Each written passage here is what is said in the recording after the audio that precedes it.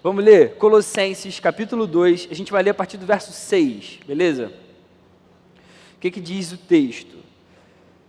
Portanto, assim como vocês receberam Cristo Jesus o Senhor, continuem a viver nele, enraizados, edificados nele, firmados na fé, como foram ensinados, transbordando de gratidão. Tenham cuidado para que ninguém os escravize a filosofias vãs e enganosas, que se fundamentam nas tradições humanas e nos princípios elementares deste mundo, e não em Cristo. Tenham muito cuidado com isso. Pois em Cristo, olha o que o texto vai ensinar, pois em Cristo, Jesus, que a gente crê, que a gente ama, habita corporalmente toda a plenitude da divindade, e por estarem nele, vocês que creem em Jesus, que é o cabeça de todo o poder e autoridade, vocês também receberam a plenitude. Esse é o texto sagrado para a gente essa noite. Amém? Cara, esse texto é muito maneiro, é muito top mesmo. Eu fiz faculdade de economia, sei que quem me conhece aí sabe disso, sou formado em economia. E como toda faculdade, como toda coisa que a gente faz na vida, sempre tem uma parte que a gente não gosta. Cara, tinha algumas matérias na minha faculdade que eu odiava mesmo, assim. Tinha uma que chamava História do Pensamento Econômico, HPE. Pô, era um senhorzinho que dava aula. Cara, toda vez que tinha aula com ele, eu dormia na aula, assim. Preciso confessar esse equívoco da minha parte, mas era um senhorzinho, ele sempre dava aula, ele falava com aquele tomzinho baixinho, sentado na cadeira. Eu falava, cara, é aula para eu dormir, para eu conseguir descansar um pouco, porque eu tinha dormido pouco na noite anterior. Cara, era uma aula muito chata mesmo, assim, muito chata. Eu sempre deixava para estudar no dia anterior a essa prova, quando tinha a prova dessa matéria. E eu sempre me arrependia, porque era muito chata, mas tinha muito conteúdo, era muita coisa para ler, coisa de história. Eu nunca gostei dessa parte, assim, em toda a minha vida. Nunca gostei dessas matérias que tem a ver mais com história. Cara, eu me arrependia muito, assim. Toda escolha que a gente faz traz uma consequência. Pô, eu deixava para estudar quando estava perto, e eu me arrependia sempre. E aí tinha muita coisa para correr atrás agora, porque estava tudo acumulado, tinha muita coisa para ver, tinha muita coisa para lembrar, para conseguir fazer uma prova decente no dia seguinte. Quantas vezes eu já pude conversar com pessoas aqui na igreja ou com amigos, e essas pessoas compartilhando das suas vidas, sempre reconheciam, assim, em várias áreas da sua vida, no namoro, nos estudos, na família, em alguma profissão, as pessoas comentando, pô, se eu tivesse feito isso antes, se eu tivesse agido dessa forma, se eu tivesse dado um pouco mais de atenção, talvez as coisas tivessem sido um pouco diferentes. Claro que a gente colhe aquilo que a gente planta enquanto a gente vive. Todas as escolhas que a gente faz trazem consequências. Todas as escolhas que você fizer na sua vida, todas as escolhas, todas as decisões que a gente faz, trazem consequências para a gente. Na vida cristã, na nossa caminhada com Jesus, não é diferente. Não é diferente.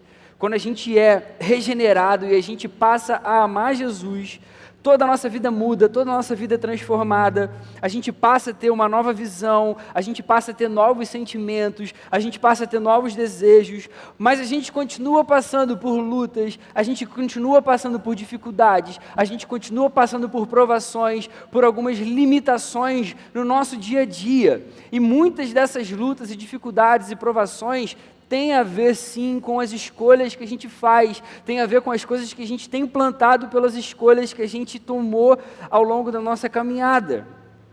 A única diferença da gente com o coração regenerado e antes de conhecer Jesus sem ter o coração regenerado é que agora a gente tem um norte pelo qual seguir, a gente sabe quais são as decisões mais acertadas para a gente escolher, que vão trazer a gente para mais perto do único Deus, do Criador de todas as coisas. A gente agora sabe que decisões que fazem com que a gente não estrague completamente a nossa vida, que fazem com que a gente não acabe com tudo que existe dentro de cada um de nós.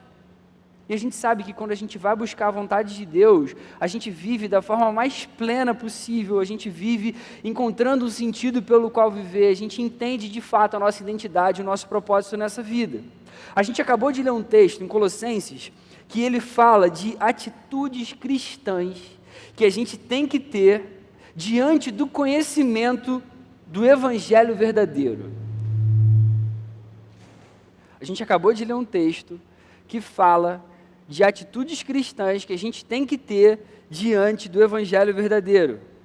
Atitudes que a gente tem que ter depois da gente ter sido apresentado a Jesus, depois da gente ter sido salvo. E existem condutas, sim, que a gente deve ter como cristãos. Qual é o contexto da carta aos Colossenses?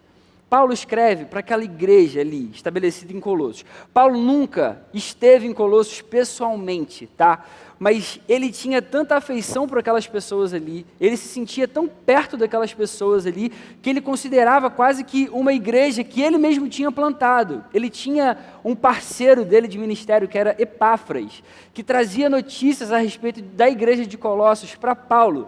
Então Paulo tinha muita intimidade com aquelas pessoas ali, mesmo nunca tendo estado presencialmente naquela igreja. O que Paulo estava querendo com essa carta de Colossenses era que eles ficassem firmes, enraizados naquilo que tinha sido ensinado a eles, no Evangelho verdadeiro. Então, grande parte da primeira metade da carta, Paulo vai relembrar a verdadeira mensagem do Evangelho.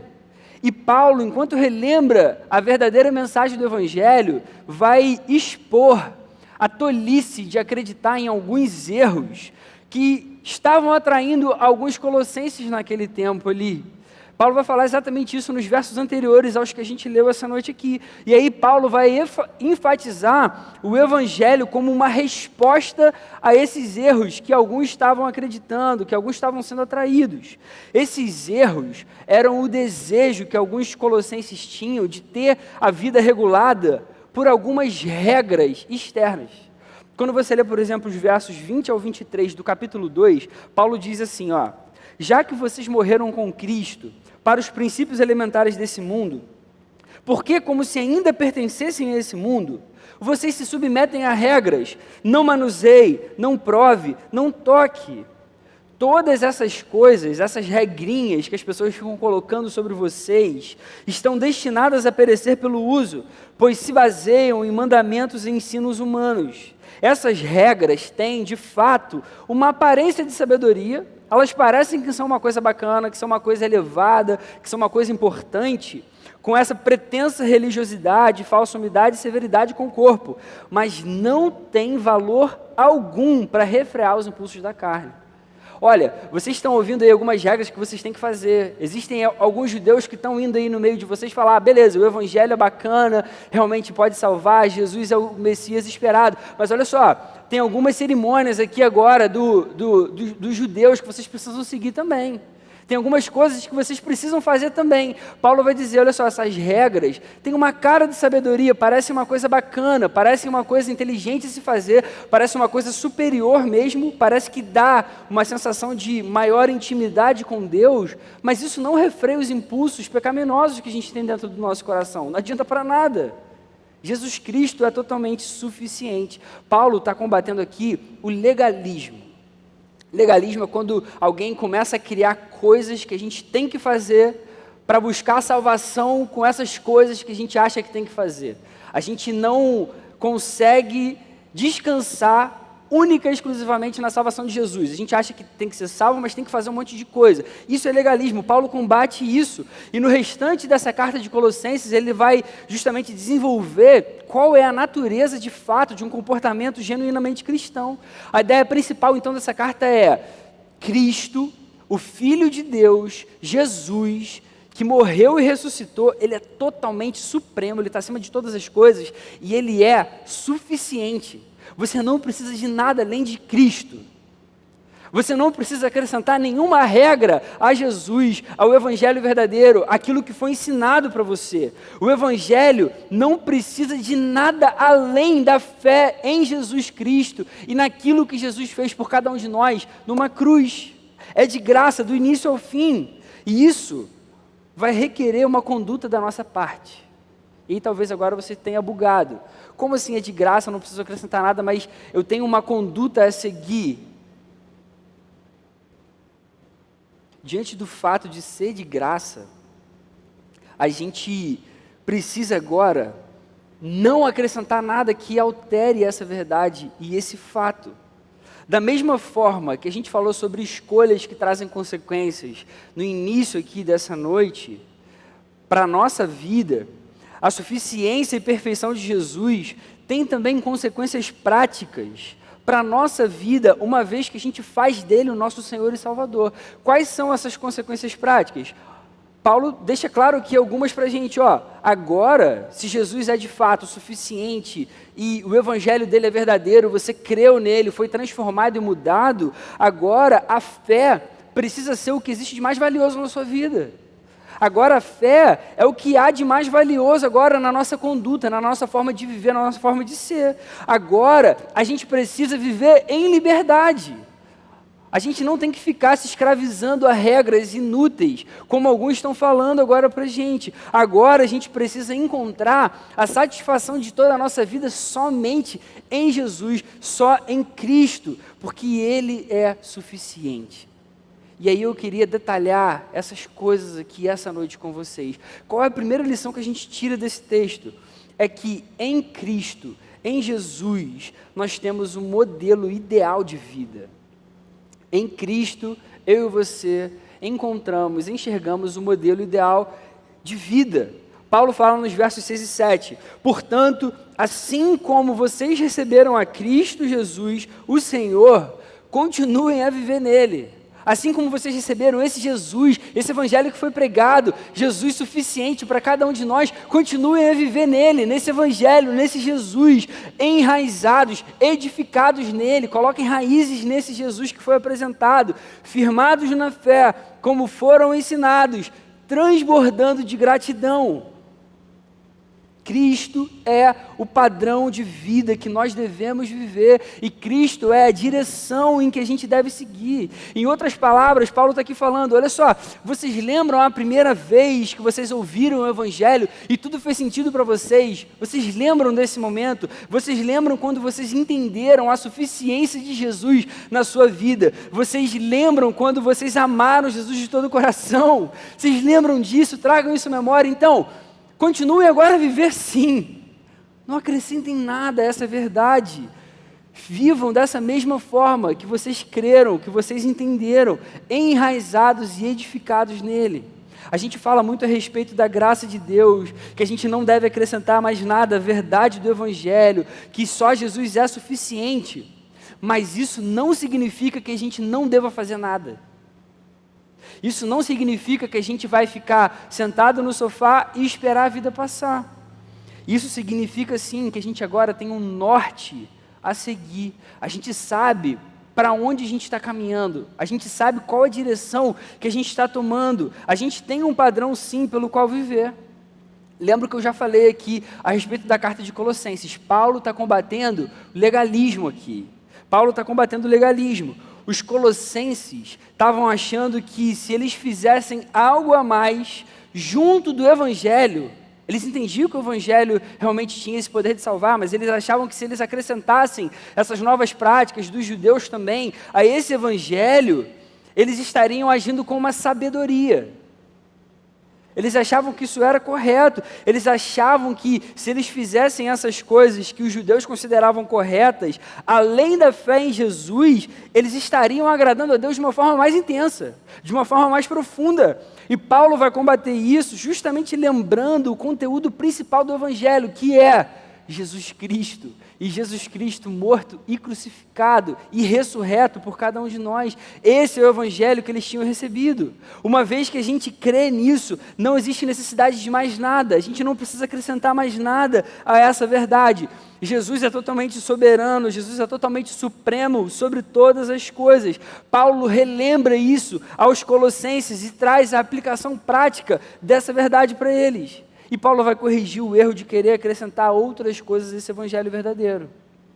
Tem um pastor, um pregador puritano do século XVII chamado Richard Baxter, e ele diz o seguinte: Se nós conseguirmos pregar somente Cristo para o nosso povo, teremos pregado tudo a Ele.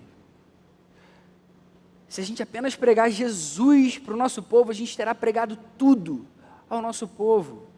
Porque em Jesus, a gente tem toda a razão da nossa vida.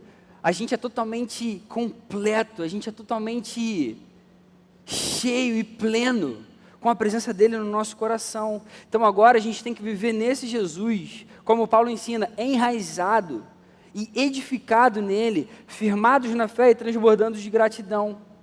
Por isso Paulo vai dizer, vocês lembram quando vocês receberam esse Jesus? Continuem a viver nesse Jesus, firmados na fé e transbordando de gratidão. Qual é o padrão então que a gente encontra em Jesus que a gente está falando aqui? A gente só precisa de fé em Jesus e no que Ele fez. E essa fé precisa trazer a consequência de uma gratidão totalmente profunda, gigantesca pelo que Ele fez por mim e por você. O que seria da sua vida se não fosse o que Jesus fez por você, o amor dele pela sua vida, a graça dele sobre você? Até mesmo quando a gente erra, quando a gente peca, o perdão que Ele dá para a gente todos os dias, em todos os momentos, a cada segundo. Essa é a conduta que todo cristão precisa para viver o Evangelho. Em Cristo a gente encontra o padrão de vida que a gente deve ter. A gente olha para Jesus e a gente vive em Jesus, a gente vive na direção de Jesus, a gente vive para a glória de Jesus, tudo gira em torno de Jesus, Jesus é o centro sempre. Isso significa Ele ser o alfa e o ômega, porque Ele está lá no início de tudo, Ele é o Deus de toda a criação, Ele começou todas as coisas, Ele também é o fim, Ele vai estar lá no fim recebendo a gente de braços abertos, Ele é o nosso alvo. Jesus é tudo. Em Cristo a gente tem um modelo ideal de vida, e só Ele torna esse modelo possível, porque sem Ele a gente também não conseguiria fazer nada, nada que agradasse a Deus. E isso leva a gente para a segunda lição desse texto, é que só em Cristo, só Jesus pode libertar a gente de toda a escravidão, desde as que a gente cria até as que a gente acredita. Só Jesus, só Cristo pode libertar a gente de toda a escravidão, desde as que a gente cria até as que a gente acredita. No verso 8, Paulo diz assim: tenham cuidado para que ninguém os escravize a filosofias vãs e enganosas, que se fundamentam nas tradições humanas e nos princípios elementares desse mundo, e não em Cristo. Cristo libertou a gente. Cristo trouxe liberdade para a nossa vida, tirou a gente da escravidão do pecado, tirou a gente da cegueira espiritual. Esse foi o evangelho que os colossenses receberam. Cristo não é apenas o padrão que a gente deve buscar, livre dessas regras inúteis, mas Ele liberta a gente para que a gente consiga viver esse padrão. E só Ele consegue trazer essa liberdade que a gente precisa. Jesus, Ele ensinou inclusive a gente a não viver com um peso de religião nas nossas costas, buscando só uma prática externa que é impossível de cumprir. Olha o que Jesus fala em Mateus capítulo 11, versos 28 e 29. Jesus diz, e ele aqui estava combatendo o ensino farisaico, de pessoas que achavam que tinham que fazer coisas para agradarem a Deus, mesmo que elas não tivessem intenção no coração. E aí Jesus vai dizer, Mateus 11, versos 28 e 29, venham a mim todos os que estão cansados e sobrecarregados, e eu lhes darei descanso. Tomem sobre vocês o meu jugo e aprendam de mim, pois sou manso e humilde de coração, e vocês encontrarão descanso para as suas almas. Ensinamento do próprio Jesus, do próprio Deus encarnado, que morreu por mim e por você, por amor, e deu para a gente tudo isso de graça. Venham a mim, vocês encontrarão descanso para as suas almas. Uma vez que a gente foi liberto dessa forma, e agora imagina, você dentro daquela igreja lá em Colossos, uma vez que você foi liberto assim, que você recebeu esse evangelho, como que você vai poder voltar a filosofias vãs e enganosas? Como que você vai poder voltar a regras que não têm a menor utilidade? Ideias que mais escravizam do que libertam, que não tem a ver com o evangelho verdadeiro. Paulo está combatendo esse ensino judaizante aqui, legalista, que eles achavam que podiam conviver junto com essa fé, junto com o verdadeiro evangelho. Mas Paulo chama atenção para o seguinte fato: qualquer coisa que seja acrescentada a esse evangelho verdadeiro, torna o evangelho todo uma filosofia vã e enganosa. Qualquer coisinha, mínima que seja. E como a gente precisa aprender com isso hoje? Você já deve ter passado por essa experiência. Quantas pessoas falam para você, já falaram alguma vez na vida? Para mim já falaram várias vezes. Ah, você é crente? Não pode isso, né? Não pode fazer aquilo, né? Ah, você é crente? Então você não pode isso e aquilo. Ah, não pode transar antes do casamento. Ah, não pode beber e se embriagar. Ah, você é crente? Então você não pode fazer assim, hein? Você não pode agir dessa forma. Você é crente, você não pode fazer assim. Eu lembro quando eu frequentava um ensino fundamental. Não lembro qual série que era, mas eu era criança ainda. E aí tinha sempre aquele dia de Cosme e Damião. Aí era aquele dia que todo o colégio dava os docinhos para as crianças. Eu sempre aprendi, não pode, não aceita isso lá no colégio e tal.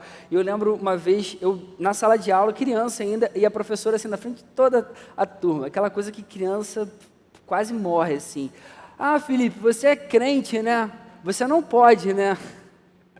Eu falei, realmente, eu não posso, tal. Cara, eu morri de vergonha e tal, um monte de criança assim, mas por que não pode? Por que não pode? Por que não pode? As pessoas, o mundo não entende, cara, como que funciona o evangelho. As pessoas acham isso mesmo. Ser crente é sinônimo de não pode isso, não pode isso, não pode isso, não pode isso. É claro que a gente vai buscar uma vida santa, é claro que a gente vai fugir do pecado, mas não é essa a essência do evangelho. Não sei se você está conseguindo entender onde eu quero chegar. É claro que eu vou buscar uma vida santa, mas por tudo aquilo que Jesus fez por mim, Ele me amou de uma forma que eu nunca vou entender.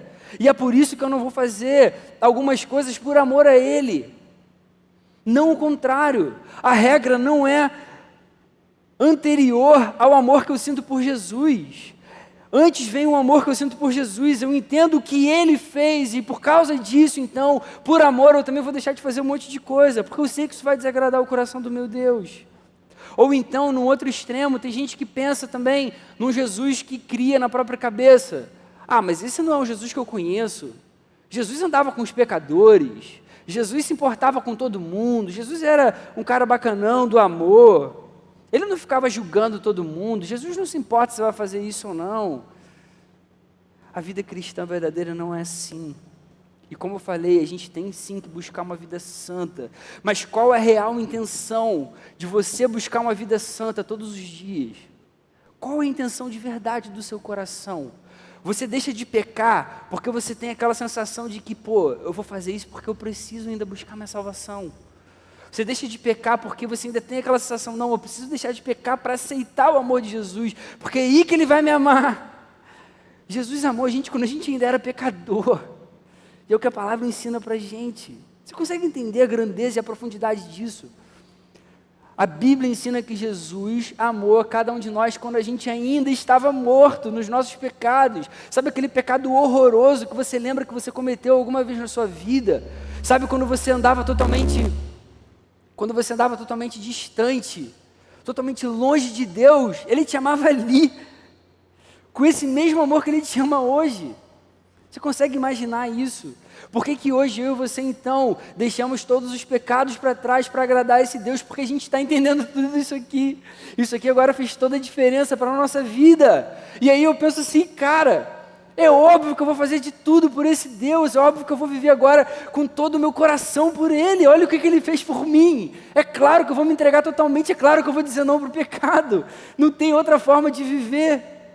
Esse é o Evangelho, é assim que a gente faz. E isso muda tudo. Porque em vez de uma regra a ser seguida, em vez de algo que eu preciso fazer, eu agora ajo por amor. Assim como Jesus deu a própria vida também por amor.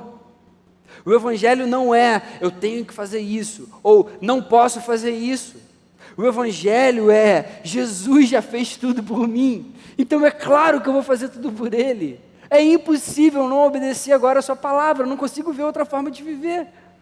Caramba, dei mole de novo, eu caí de novo. Jesus me perdoa, porque esse pecado é muito feio diante do Senhor. Eu quero agora viver de novo para você por amor.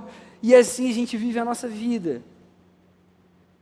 a gente é capaz de criar várias regras para a gente enquanto a gente vive, porque fica mais fácil da gente aceitar o amor de Jesus por nós.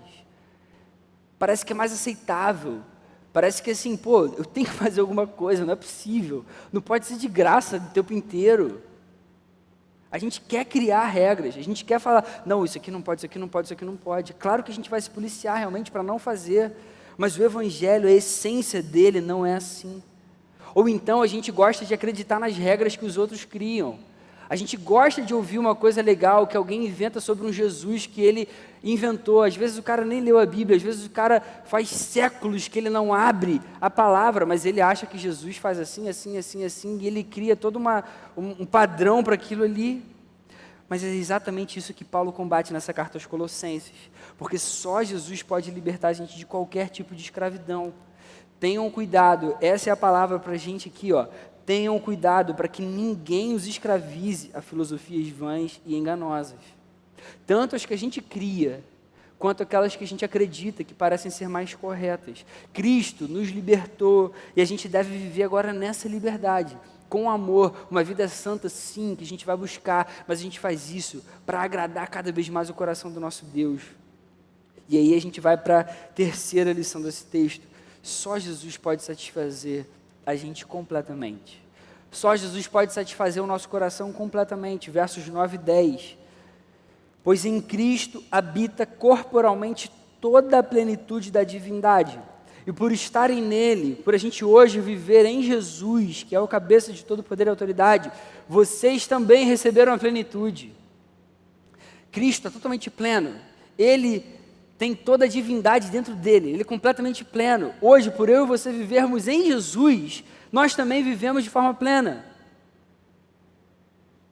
Sabe o que Paulo está dizendo aqui? Se você recebeu a Jesus, você não precisa de mais nada. Se você recebeu esse Jesus que é pleno, você não precisa de mais nada. De mais nada. Nada, zero.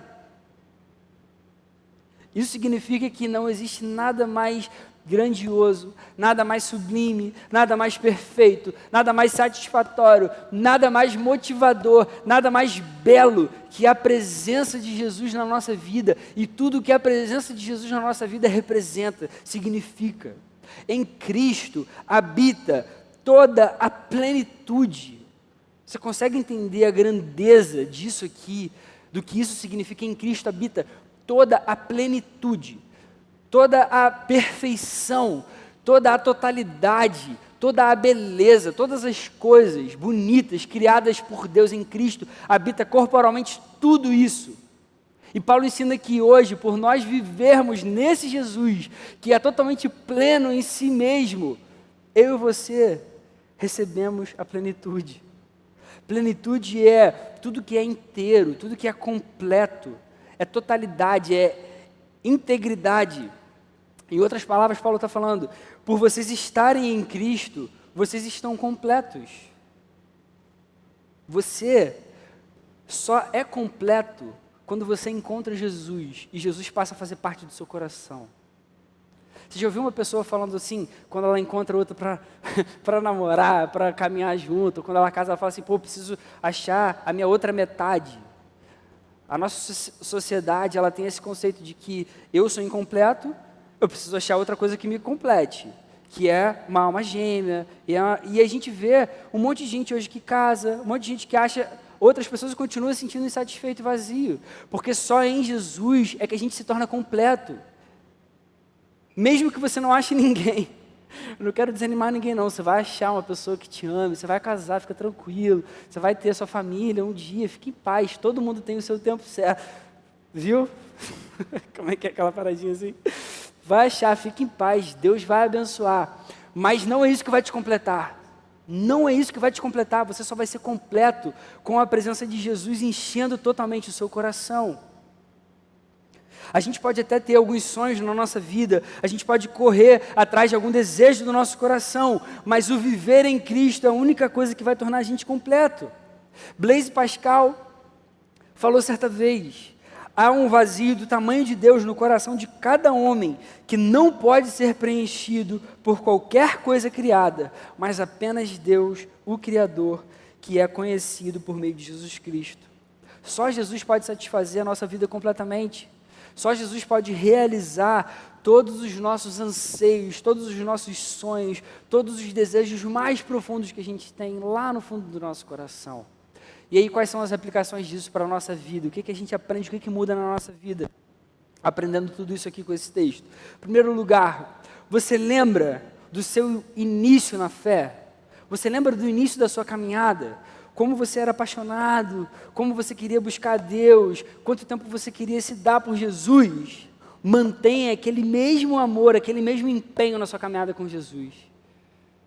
Paulo está fazendo exatamente isso aqui com os Colossenses. Assim como ele quis relembrar o início da caminhada dos Colossenses, ele falou, vocês lembram aquele Jesus que vocês receberam, vocês lembram como era lá no início? Cara, continua a viver nesse Jesus. Continua seguindo aquele ensinamento, aquele lá do início. Você lembra como foi o início na sua caminhada, o quanto você era apaixonado por Jesus, o quanto você queria fazer por Ele, o quanto você sonhava, o quanto você desejava, o quanto você queria fazer com que a igreja desse certo, o seu ministério desse certo, a sua célula desse certo. Lembra disso? Cara, volta a viver desse jeito. Volta a viver desse jeito. É isso que Jesus quer da sua vida, é isso que Ele quer de você. Eu me lembro quando eu tive a primeira experiência com Jesus, cara, como eu era apaixonado por Jesus. Com 16 anos de idade, tive meu primeiro encontro com Ele de verdade. Eu nasci em família cristã, sempre aprendi sobre as coisas de Deus, da Bíblia e tal, escola dominical. Mas quando eu tive a minha primeira experiência, caraca, parece que eu nasci de novo, de fato, como a palavra ensina. Tudo foi novo, tudo foi diferente, eu senti aquilo no meu próprio coração. Eu queria ficar na presença de Jesus o tempo todo, eu queria orar mais, eu queria ler mais a Bíblia. Você lembra do seu início, como é que foi? Você lembra do início da sua caminhada? O quanto você era apaixonado por Jesus? Volte a viver assim. Traga isso à sua memória essa noite, volta a viver assim. Tem um pastor americano que eu sigo, que é um cara bom pra caramba, chamado Craig Groeschel. Ele falou o seguinte: Deus poderia ter gritado o seu amor lá do céu. Em vez disso, Ele mostrou esse amor na terra. Deus não é poderoso? Ele podia ter gritado o seu amor lá do céu, ó, eu amo vocês, e ter ficado lá. Em vez disso, Jesus se fez homem e mostrou esse amor na pele, a própria carne, por mim e por você.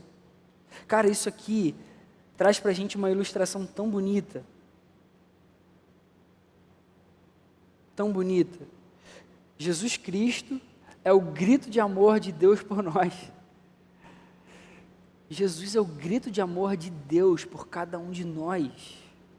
O amor de Deus por nós é tão grande que qualquer coisa que a gente faça por Ele vai valer todo o esforço, vai valer todo o tempo, vai valer toda a dedicação. Então a gente deve buscar mais sim todos os dias, a gente deve fugir do pecado sim, porque isso agrada a Deus. A gente deve viver o Evangelho sem acrescentar nada a Ele, sem inventar regras, como se isso fosse uma coisa boa. A gente deve fazer essas coisas por amor. Então você lembra o início da sua caminhada com Jesus, você lembra o início da sua fé? Volte a viver assim essa noite. A segunda aplicação para a gente: seja sempre grato pela salvação e pela liberdade que Jesus te dá. Seja sempre grato pela liberdade que Jesus dá, pela salvação que Ele te deu. A consequência prática que Paulo dá aqui para os Colossenses, depois de relembrar o Evangelho verdadeiro para eles, foi a gratidão. Paulo fala, vocês lembram do início, aquele Jesus que foi apresentado a vocês, voltem a viver neles, edificados, enraizados nele. Lembrem da fé que vocês tiveram nele e façam isso transbordando de gratidão. Ou seja, vocês não precisam acrescentar mais nada. Isso não é maravilhoso? Você não precisa se escravizar, você não precisa se esforçar. Jesus já fez tudo por mim e por você. Se isso é real, se isso é verdade, viva cheio de gratidão. Existe outra consequência? Cara, olha que notícia maravilhosa, meu irmão. Toda a eternidade com Jesus, tudo que Ele fez por você, a salvação que Ele te dá, a vida maravilhosa que Ele te dá, a plenitude que Ele pode trazer. O que a gente precisa fazer então? A gente não faz nada. A gente precisa agradecer, a gente precisa ser totalmente grato. Custa demais pedir por gratidão. Mas não é uma coisa que é natural para a gente, cara. Infelizmente. É difícil a gente aceitar que a gente não precisa fazer nada. É muito difícil, por mais que a gente entenda como que é o verdadeiro evangelho e tudo mais, cara, na prática parece que a gente não consegue aceitar isso.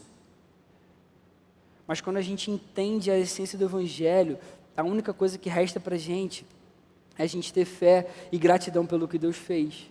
Meu pai, ele dava aula na escola bíblica dominical, muito tempo atrás, lá na Betânia, e ele conta uma experiência muito maneira que ele viveu uma vez. Ele estava dando uma aula sobre salvação, e aí ele falou a respeito da salvação. Uma vez que a gente é salvo para sempre, a gente não perde a salvação, não é porque a gente comete um pecado que a gente perde, e tem que ser salvo de novo, como se Deus ficasse assim, não, agora você está salvo, agora você não está salvo, agora você está salvo, você está salvo. Aí ele, cara, ó, salvação é uma só, uma vez que você está salvo para sempre. Tinha um cara que estava assistindo essa aula, e ele ficou impressionado com isso, ele nunca tinha ouvido isso. Ele falou, é sério? Eu não perco então a minha salvação? É sério, é assim que funciona, a vida cristã é assim, o que Jesus faz é de uma vez por todas, você não perde mais a salvação.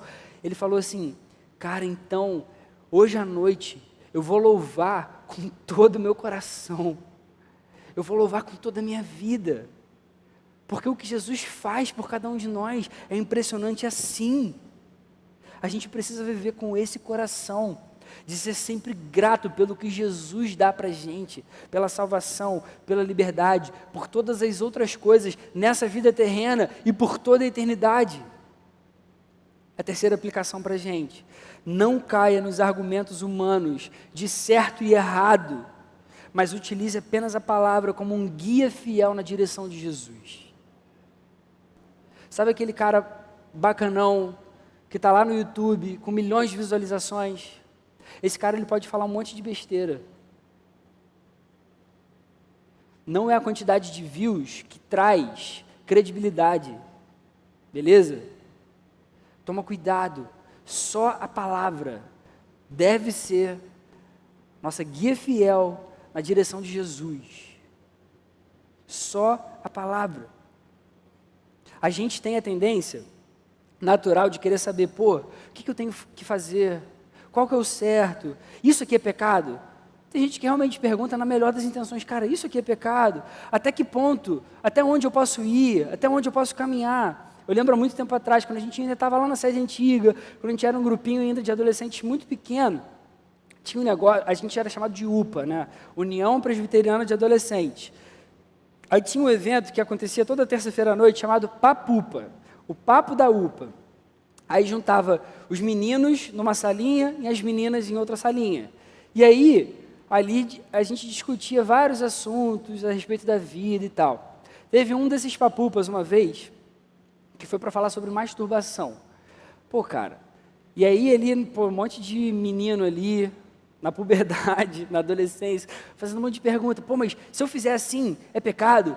E se eu pensar em tal coisa, será que é pecado? Cara, claramente, esse tipo de dúvida não era de fato assim, eu quero agradar a Deus. Era assim, cara, até onde eu posso ir? Você entende? Assim, a gente tem essa mentalidade, essa coisa assim, natural. Mas até onde? Porque a gente quer pecar, esse é o ponto. A gente quer pecar, a gente quer fazer aquilo, porque aquilo, para a nossa carne, traz prazer, dá desejo, eu quero fazer isso, mas, até onde eu posso fazer, até onde eu posso pecar sem desagradar a Deus? No fundo é isso que a gente quer saber. Qual que é o pecado que eu posso cometer sem me afastar muito, sem desagradar muito? No fundo é isso que a gente quer para a nossa vida.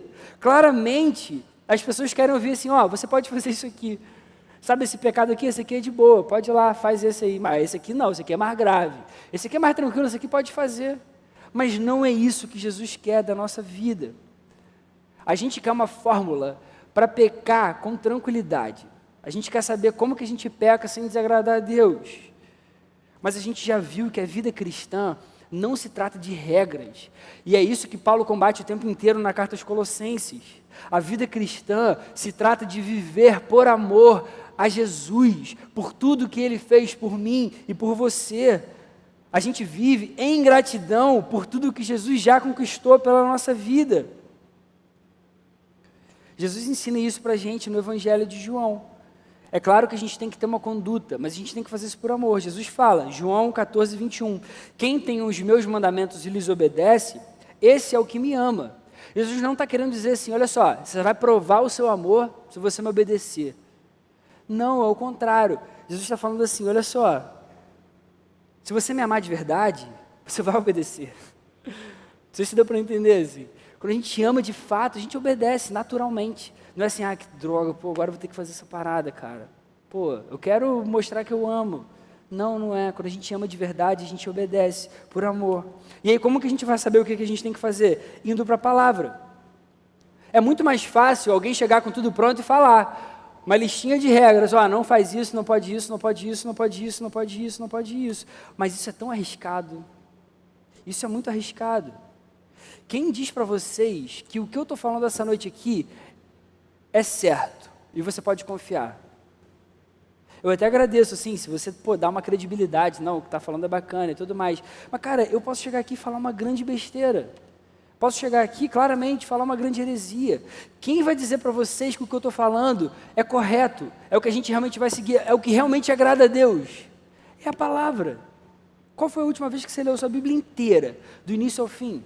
Qual foi a última vez que você foi buscar nela a resposta para as suas perguntas? A gente tem que ler a palavra todos os dias para a gente saber o que agrada a Deus. A gente tem que estar familiarizado com esse livro aqui. A gente tem que saber aonde estão aqueles versículos-chave que nos dizem tal coisa, que vão falar para a gente sobre esse assunto, que vão falar para a gente sobre aquela coisa mais difícil de explicar. A gente tem que saber qual a referência correta de alguns temas, porque no seu dia a dia as pessoas vão te perguntar sobre alguma coisa. Você sabe qual é o versículo que vai dar base para aquilo que você vai falar? A gente tem que saber a base bíblica para os assuntos que a gente defende. Você acredita em predestinação, você acredita na ressurreição, você acredita em várias outras doutrinas que a gente prega aqui, que a gente tem como certo. Você sabe mostrar onde está na palavra? Você sabe explicar para a pessoa, João, Jesus falou assim, assim, assim, é por isso, por isso, por isso. A gente precisa saber. Isso não é uma coisa só para o pastor da igreja saber, ensinar, a gente ter uma leve noção. A gente precisa saber isso aqui. Esse livro é dado para todo mundo, para todos aqueles que amam Jesus. A palavra é a única guia fiel da vontade de Deus para cada um de nós. Tem tanta gente falando besteira por aí. A gente tem que estar alicerçado, cara, na palavra para a gente saber se o que a gente está ouvindo é certo ou se é uma grande besteira, uma grande heresia.